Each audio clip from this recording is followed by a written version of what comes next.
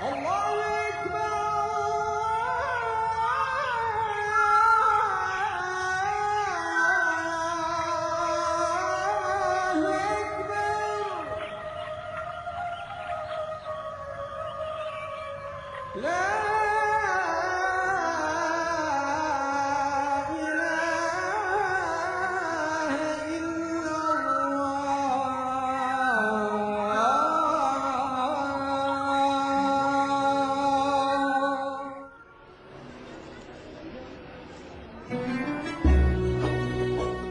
world has never been without teachers.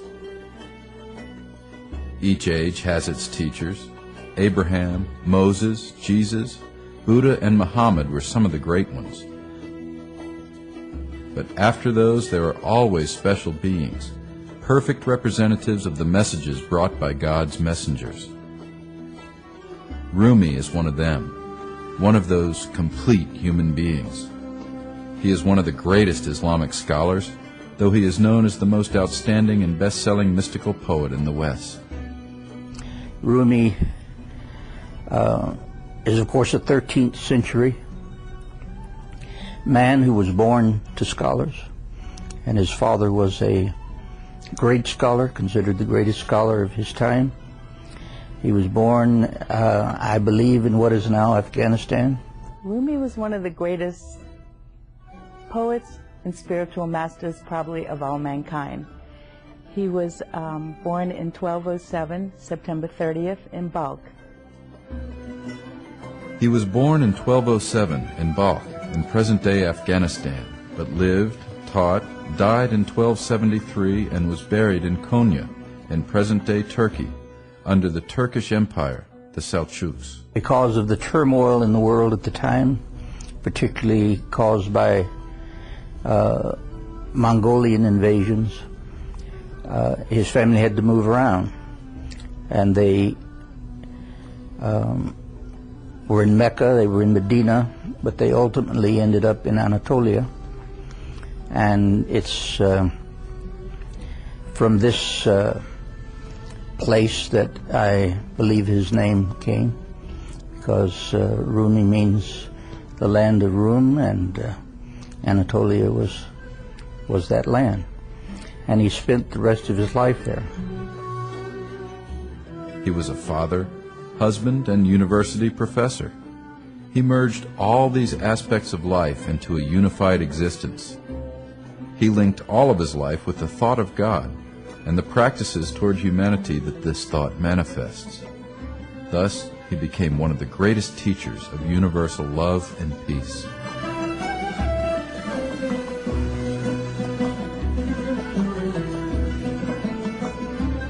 Jalāloddin married and lived with his wife, Gevher Hatun, who bore him 2 children. He is called Rumi, meaning Anatolian, because Anatolia used to be called the land of Rum, or the Romans. He also gained the title of Mowlānā, which means our master, through his life's work there. To call him Rumi emphasizes, in a sense, the Western aspect. Rum is the Byzantine Empire. When he lived, where he lived was still largely Christian. It had only recently been conquered by the Muslims. So the population was still largely Christian, largely connected in some way with the West. So we call him Rumi, which is in a sense to westernize him. But his given name was Muhammad. And in much of the Islamic literature, he's not referred to as Rumi. He's referred to as Muhammad Jalāloddin Balkhi. He was from Balkh, which is actually not from the western part of the Islamic realm, but the eastern part. So we've kind of westernized him by calling him Rumi. And we've removed the Muhammad from him.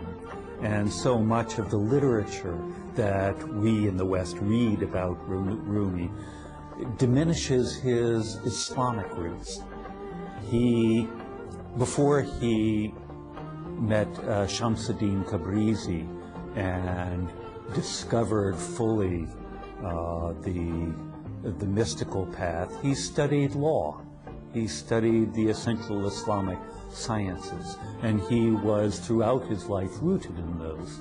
Shamsuddin Tabrizi enabled him to move beyond those, but not to negate them, not to forget them. So we Westerners tend to take Rumi as the mystic without the Islam. And we treasure those passages, those few passages, in which he seems to negate religious differences. He says, whether Hindu, whether Christian, whether Buddhist or Zoroastrian or whatever, it makes no difference. And in one sense, that's true. These are part of the world of form. But in another sense, one has to pass through that world of form, through the particularity of religion, and that's important. For me, as a Christian, to read Rumi,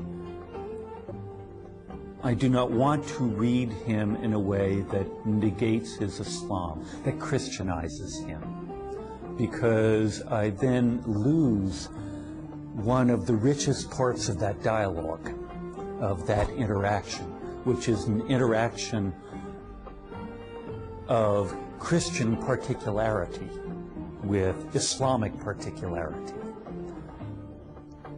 If I negate that particularity, the uniqueness of each tradition, its own particular form and pattern and history, then I lose the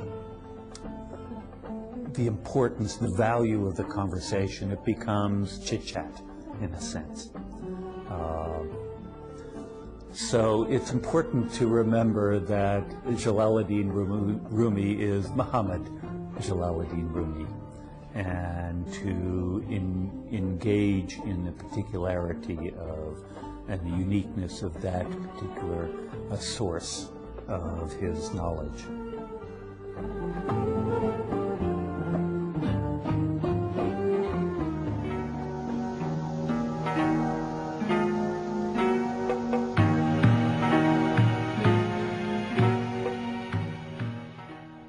When his father, Bahauddin Veled, passed away in 1231, Rumi succeeded him as professor in religious sciences at the largest theological school in Konya.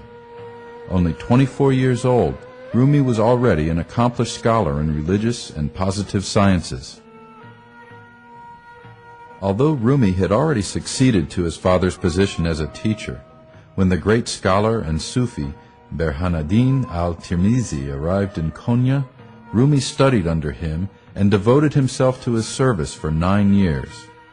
This training was focused on divine love, worship, austerity and abstinence, piety, consciousness of God, humility and tolerance, which are the foundations of Sufism. Rumi spent his days mostly praying and serving people who came to visit the Sufi center, preparing food for them, collecting wood for cooking and heating, and cleaning the toilets and bathrooms used by visitors. He thus learned the merit of serving people and knew that serving people is ultimately serving God. Insight and education, of course, came from the influence of his father. But when his father died, he took the mantle of his father and expanded on the scholarship and the theology of his father. Mother and father inculcated in him the basics of the Sufi path, the importance of reading the Quran and learning it, of fasting, of separating yourself from the things of this world.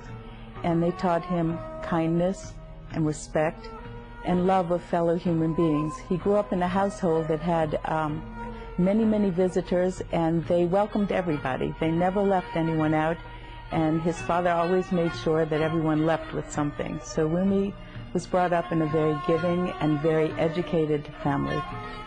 The origin and roots of Sufism lie in the life and practices of the Prophet of Islam and the Quran. Sufism espouses a